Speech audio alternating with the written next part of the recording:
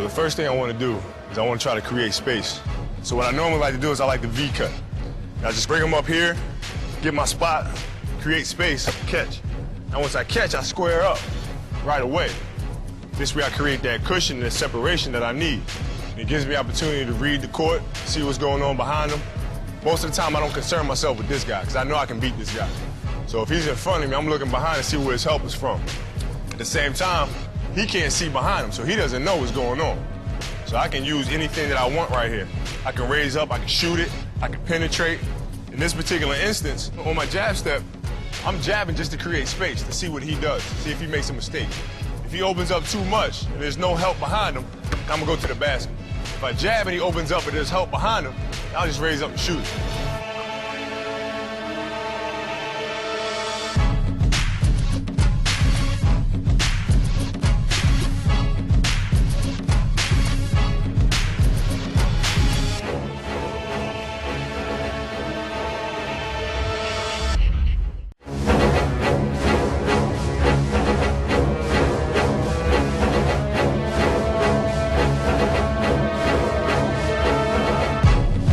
I've taken you through getting the cushion, creating space, raising up and shooting a shot.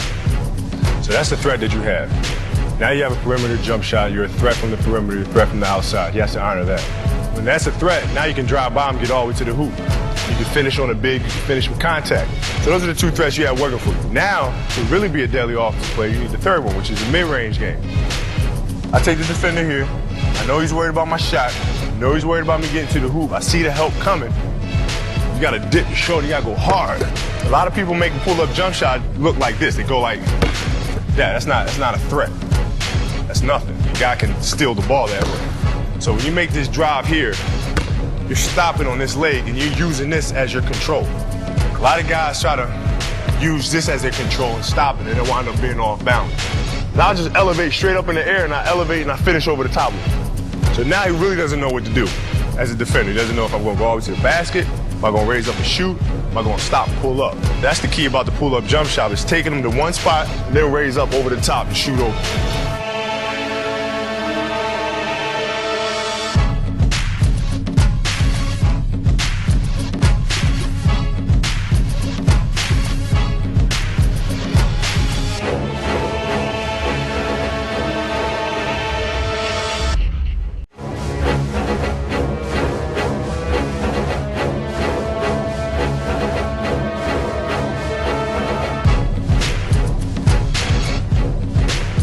So now we established we can shoot the jumper, drive to the basket. We got a mid-range game. And if it's an athletic defender, especially somebody that likes to block shots, is very active, wants to get after you, he kind of has something to prove, you can use that against him. So you drive him.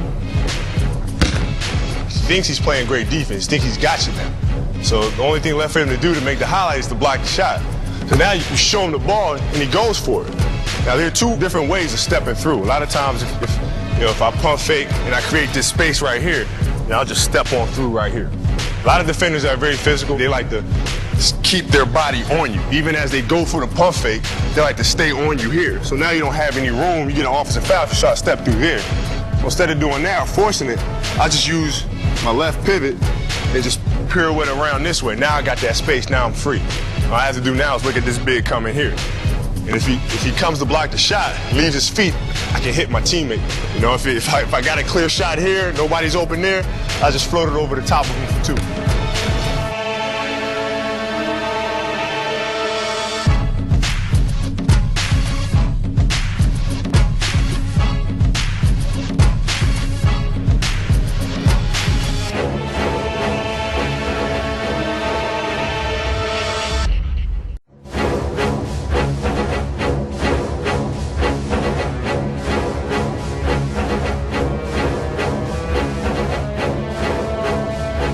So now I have the ball, triple threat position. He has to respect my jump shot. So whereas the previous play, I create separation, I raise up and shoot. Now he's on top of that because he knows I might raise up and shoot at any moment. I'm knocked down 1, 2, 3 shots in a row. So now I'm reading on the weak side and I'm seeing this big is late. So there's a gap behind him that I can penetrate if I take advantage of it. So now the important thing is just to be patient. I know I want to go right, and all this is happening in a split second. So now I'm going to bait him here and use a little semi-fake and lean, get him leaning just a little bit.